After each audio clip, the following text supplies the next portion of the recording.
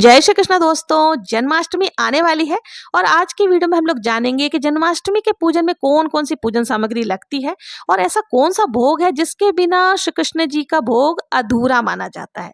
तो चलिए वीडियो को शुरू करते हैं, वीडियो को अंत तक जरूर से देखिएगा। सबसे पहले बात कर लेते हैं कि जन्माष्टमी का पर्व 2025 में कब मनाई जाएगी। तो देखिए 15 अगस्त और 16 अगस्त दोनों दिन ही जन्माष्टमी का पर्व मनाया जाएगा। आपके शहर में जिस दिन मनाया जाए आप उस दिन मना सकते हैं, दोनों दिन की ही मान्यता है। तो चलिए जन्माष्टमी के पूजन में कौन कौन सी सामग्री लगती है आइए देख लेते हैं। सबसे पहले पूजन के लिए हमें एक चौकी या पाटा चाहिए होगा। ठीक है, लकड़ी का पाटा आप ले सकते हैं जिस पर विराजमान करके हम लड्डू गोपाल की पूजन करेंगे। इसके ऊपर बिछाने के लिए हमें पीला या लाल रंग का वस्त्र ले लेना है। कृष्ण जी को पीला रंग अत्यंत प्रिय है, तो आप हो सके तो देखिए पीला रंग या लाल रंग जो भी आप ले सकते हैं। इन सब के साथ अगर आप लड्डू गोपाल की सेवा करते हैं तो आप लड्डू गोपाल को आपको ले लेना है। और अगर आप लड्डू गोपाल लाने की सोच रही हैं तो जन्माष्टमी का बहुत ही शुभ अवसर है, आप इस समय लड्डू गोपाल को लाकर उनका भी पूजन कर सकती हैं।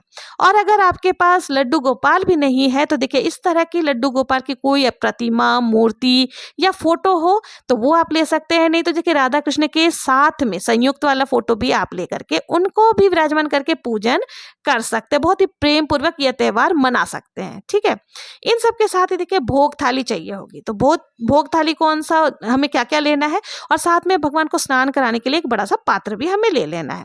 तो यहाँ पे देखिए भोग में हमने क्या क्या लिया है। सबसे पहले भोग के लिए मैंने यहाँ पे शहद लिया है। ठीक है, यानी कि शहद ले लिया है। फिर हमें पंचमेवा काजू बादाम लेना है। खीर आपको जरूर से लेना है।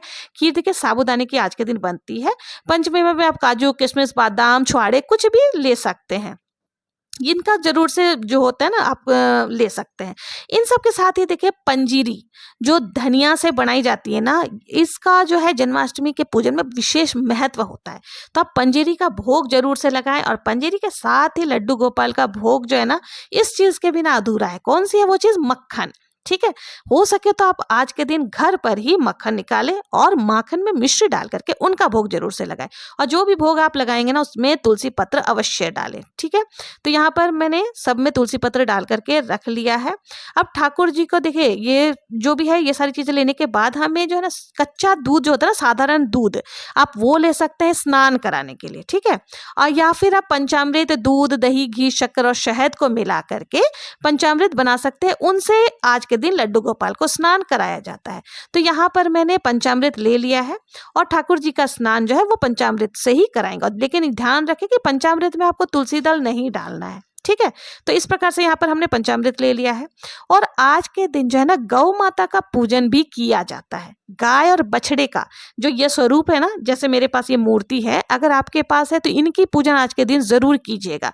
घर में संतान की उन्नति के लिए और संतान प्राप्ति के लिए भी जन्माष्टमी के दिन गौ माता का पूजन करना बहुत ही श्रेष्ठ माना गया है।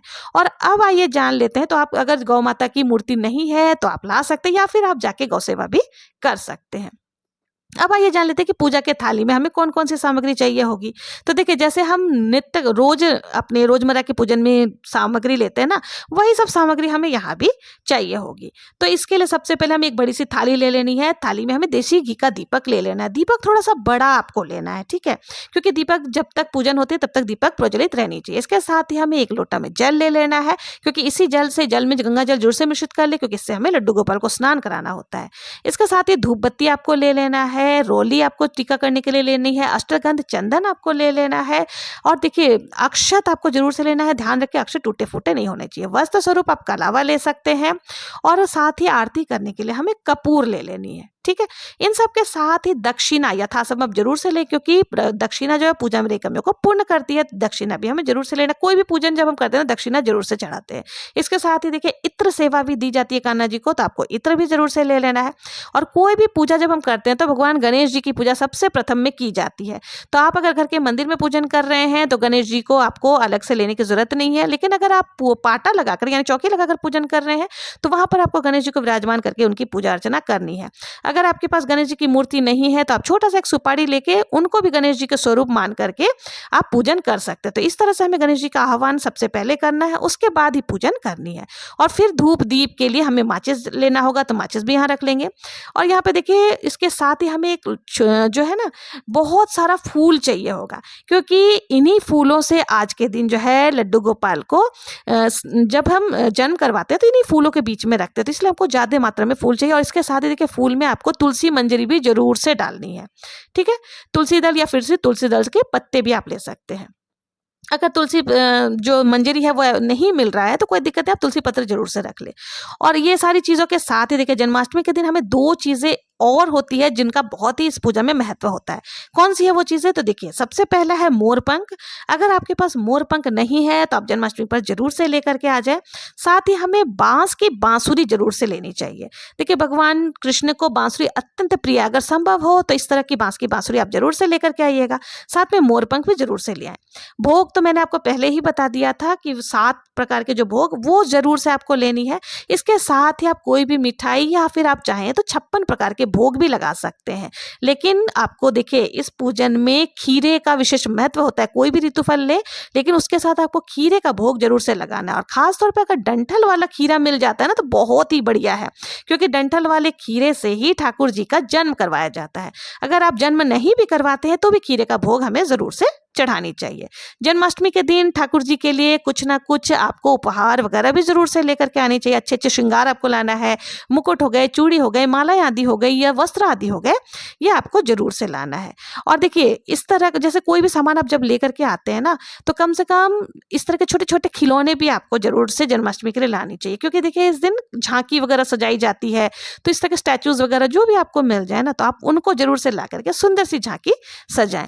और 2 वस्त्र आपको लेना है। एक वस्त्र आपको सुबह के समय पहनाना होता है और एक ड्रेस जो है शाम के समय जब उनका जन्म हो जाता है तब पहनाना होता है। देखिए छोटे बच्चों का जब जन्मदिन होता है तो छोटे बच्चों के लिए हम कितने ज़्यादा तैयारी करते हैं, तो उसी प्रकार से जन्माष्टमी पर कृष्ण जी का जन्म होता है तो उनके लिए भी हमें पूरी तैयारी जरूर से करनी चाहिए। खेल खिलौने आदि के साथ ही हमें झूला, क्योंकि लड्डू गोपाल का उस दिन जन्म होता है तो जन्म के बाद उन्हें झूले में जरूर से झुलाया जाता है, तो यहाँ पर हम झूला भी जरूर से ले लेंगे। आपके पास जैसा भी झूला हो, देखिए मेरे पास इस प्रकार का झूला था तो मैंने ये झूला ले लिया। इसको आप अपने हिसाब से डेकोरेट कर सकते हैं, जितना सुंदर सजाएंगे ठाकुर जी उतने ही ज़्यादा प्रसन्न होंगे।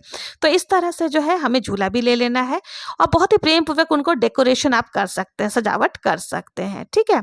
अब ये सारे झूले हो गए। इनके साथ ही देखिए आपको क्या करना है कि अगर अभी झूला नहीं है ना तो आप व्यवस्था पहले से ही कर ले, बहुत ही अच्छा रहता है। आपको इन सब के साथ ही बांस की जो टोकरी होती है ना, देखिए इस तरह की टोकरी, ये जरूर से आपको फूलों से भर करके लेना है, क्योंकि या फिर आप पीतल या फिर और कोई अलग धातु का भी बड़ा सा पात्र ले सकते हैं, क्योंकि सबसे अच्छा होता है कि बांस की टोकरी रहे, तो ये शुभ माना जाता है। इसी में हम जो है कृष्ण जी का खीरे से जन्म करवाते हैं, ठीक है। और ओरिजिनल हो सके तो ओरिजिनल फूल ही लें, जो भी आपको मिल जाए। देखिए फूलों के लिए भी पहले से व्यवस्था करके रख लें और साथ ही डंठल वाली खीरा मिल जाए तो बहुत ही अच्छी है। लेकिन अगर नहीं भी मिल पाती तो कोई बात नहीं है, बिना डंठल वाले खीरे से भी हम ठाकुर जी का जन्म करवा सकते हैं। तो दोस्तों ये थी सारी सामग्री जिससे हमें जन्माष्टमी की पूजा करने में किसी भी प्रकार की दिक्कत नहीं होगी। ठाकुर जी की पूजा हम बहुत ही अच्छे तरीके से कर सकते हैं। तो इन सभी चीज़ों को जो भी है ना व्यवस्था आप लोग भी पहले से ही कर लें। और लड्डू गोपाल जी की पूजा किस प्रकार से की जाती है, सुबह की पूजा हम कैसे करते हैं, शाम को हमें किस प्रकार से पूजा करनी है, रात को ठाकुर जी का जन्म कैसे करवाया जाता है, इन सब का डिटेल वीडियो आपको मेरे चैनल पर मिल जाएगा।